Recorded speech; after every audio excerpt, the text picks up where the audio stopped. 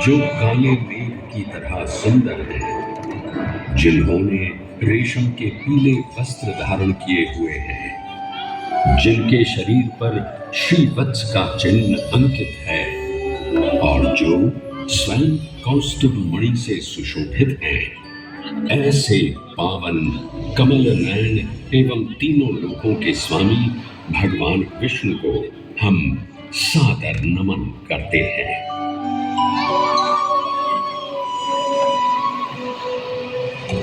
आस्था, दिव्यता, इतिहास एवं वास्तुकला का समन्वय हूं मैं।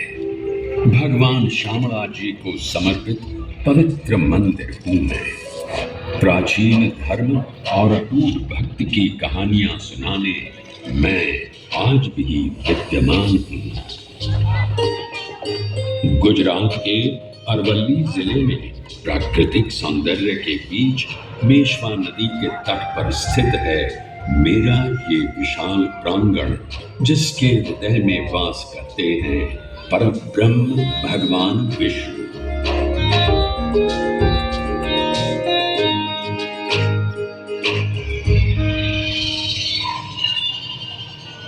इस पवित्र मंदिर में श्रद्धालुओं द्वारा पूजे जाने वाले साक्षी गोपाल या देव गदाधर विष्णु भगवान का एक श्याम स्वरूप है, जिनका एक आध्यात्मिक महत्व भी है। श्याम रंग भगवान की दिव्य प्रकृति, उत्कृष्टता एवं संसार की नकारात्मक ऊर्जा को स्वयं में समाने की क्षमता को दर्शाता है।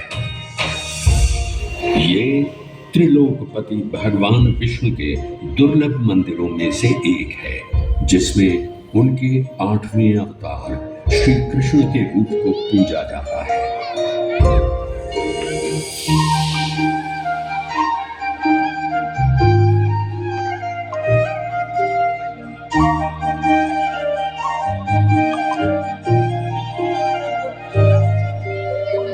इस मंदिर में भगवान श्यामला जी या कहें श्री कृष्ण चरवाहे के रूप में दर्शाए गए हैं, जहां उनके साथ गौ माता की भी पूजा की जाती है।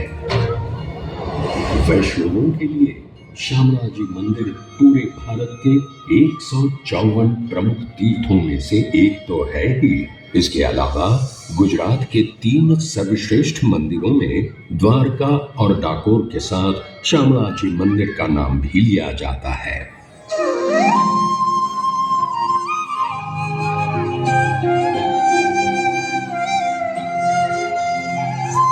आज हरी धेनु चराए, आज हरी धेनु चराए, आवता मोर मुकुट बन माल विराजा, मोर मुकुट बन माल विराजा, पीतांबर फैलावता, आज हरी धेनु चराए, आवता।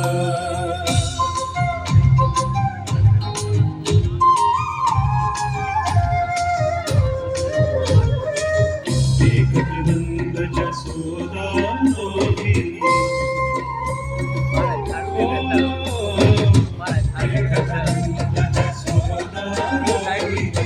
हरु देखत ब्रज लोग, हरु देखत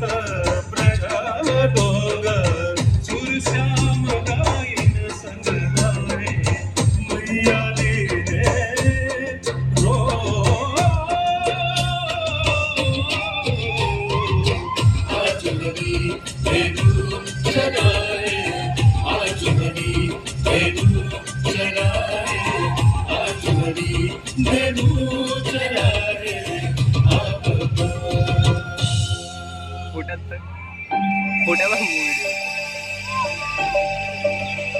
भक्ति भाव से पूर्ण इस मंदिर के निर्माण से जुड़ी अनेक किंवदंतियां एवं पौराणिक कथाएं हैं जो आज भी जनमानस में सुनने को मिलती हैं। उनमें से एक पौराणिक कथा पर ध्यान दें तो इस करम्बूज तीर्थ क्षेत्र को श्यामला जी के नाम से जाना जाता है।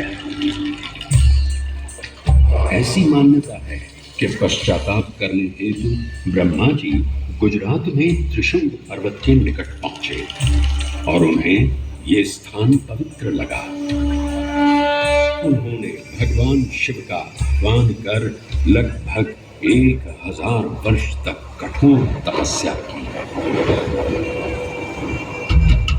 उनकी तपस्या से प्रसन्न हो महावीर ने उन्हें दर्शन दिए और उनसे एक महायज्ञ करने का आग्रह किया।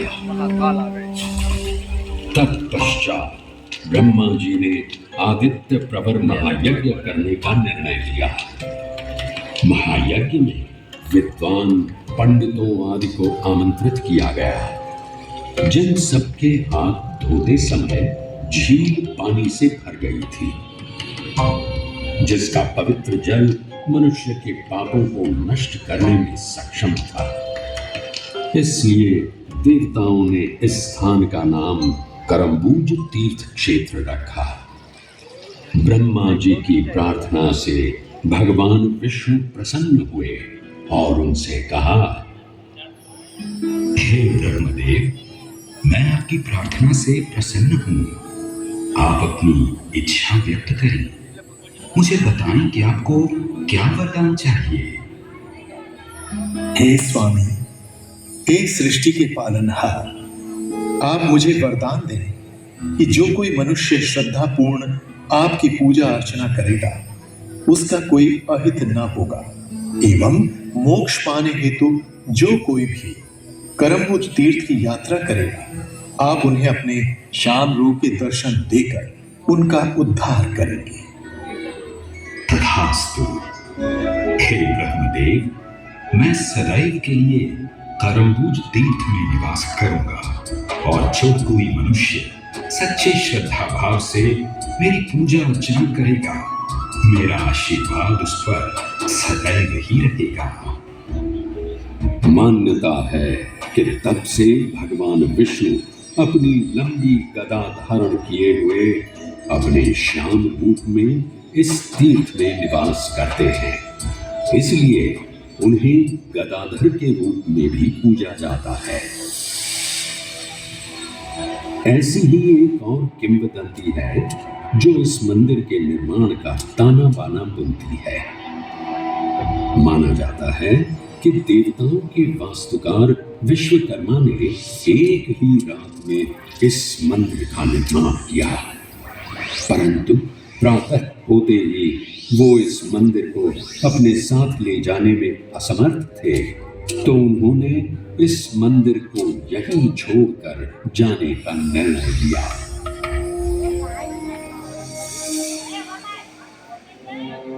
किंवदंतियों से अगर प्रामाणिक इतिहास की ओर चले तो इस कहानी के पन्नों की शुरुआत मौर्य राजवंश से होती है।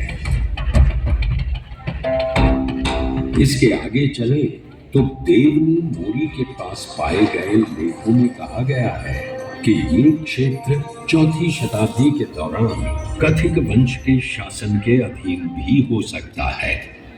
देवनी मोरी के पास खुदाई के दौरान पाए गए प्रमाण इस ओर भी संकेत करते हैं कि यहाँ भगवान शिव की आराधना के साथ साथ बौद्ध धर्म के अनुयायियों का भी वास था।